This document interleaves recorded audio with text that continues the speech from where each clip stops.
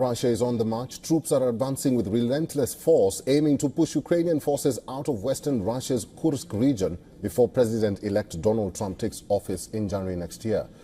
Here's the latest updates from the battlefield.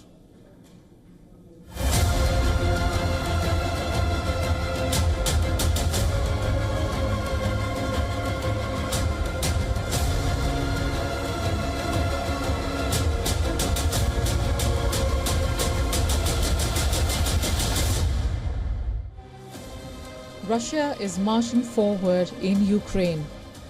Its tanks are rolling into Ukrainian territory. Its artillery pounding the frontline defenses, making way for the army to advance. Russian forces are mounting a massive offensive across multiple fronts, pushing Ukrainian defenders to their limits. 3 Ukrainian brigades hold the line in Kursk, a region they wrestled from Russian control in August. But they face overwhelming odds. Outgunned and outnumbered, Ukraine's forces trained to withstand Russia's intensified attacks.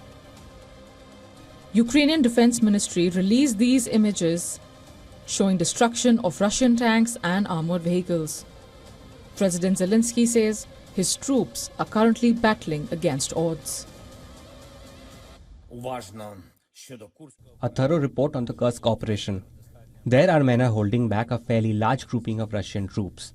50,000 of the occupiers' army personnel who, due to the Kursk operation, cannot be deployed to other Russian offensive directions on our territory. Moscow's offensive stretches beyond Kursk. In Donetsk, Russian forces push forward, threatening the town of Kurakhove. Russian artillery relentlessly pounds President Zelensky's hometown. The strikes have also damaged a critical dam in Donetsk, raising fears of flooding that could devastate nearby villages. Russia continues to deploy advanced weaponry on the battlefield. The Orlan-30 drone, nicknamed Bird of Prey by Moscow, hovers above Ukrainian lines, guiding precision strikes with laser accuracy. Russia is also using its flamethrower system to hammer Ukrainian defenses. Questions loom about Trump's stance on US aid to Ukraine. Known for his criticism of Washington's ongoing support, his presidency could reshape the future of this brutal conflict. For now, Ukraine braces for the mounting assault as Russia's forces press forward. Bureau Report, WION World is One.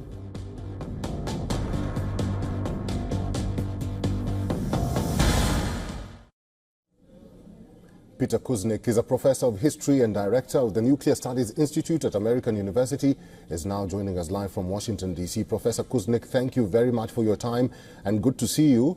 Do you foresee or predict an even tougher winter for Ukraine? Yes, I see a very, very tough winter for Ukraine. Most recently, the Russians have not been hitting the energy infrastructure, but they could begin hitting that at any point.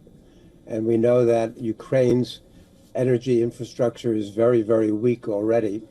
So they could be seeing blackouts 20 hours a day of electricity and heat in the during the winter months. And it's a very cold winter in Ukraine. So I'm afraid the Ukrainians are in for a very hard time. Professor Kuznick, Russia has expanded its offensive. We are reporting that Ukrainian President Volodymyr Zelensky's hometown was targeted. Russia seems more aggressive this time around. What's the message here? The message is that Russia is uncertain what the new Trump presidency is going to bring, but there is going to be pressure to start the negotiations soon. So both sides are trying to strengthen, to fortify their positions as much as possible before those negotiations begin. So Russia wants to take the entirety of Donetsk.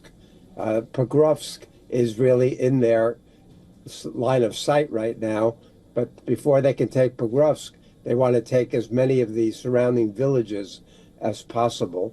So that's what they're doing in the Donbass.